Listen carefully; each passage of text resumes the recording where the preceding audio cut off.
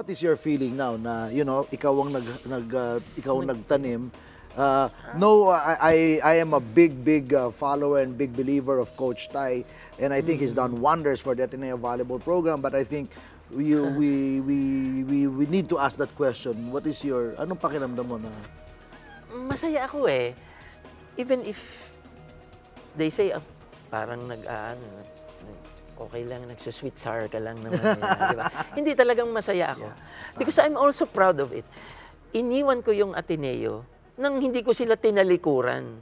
Because when I entered Ateneo, wala naman talagang gusto. And I tried to plant seeds nga ako na rin. Actually, sabi nga nung magulang ng player ko, even in San Sebastian and in Ateneo, mas takot sa akin yung player kaysa sa kanila, natatay sila.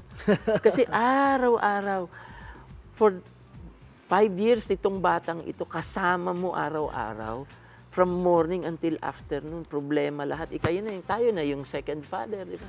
And I think that's an excellent point. And I'd just like to make this as a reminder sa ating mga kapwa coach in whatever sport. If you're coaching in the elementary level, high school level, college level, and you practice what? 2.5, 3 hours every day. The whole day nasa eskwela yung bata. After school, they go and practice 2.5 to 3 hours. They literally spend more time with their coach than with their parents in a lot of situations. And I think that's something that we have to acknowledge and recognize as coaches at this level, because ang impluensya natin sa mga players natin really goes much farther than even we realize.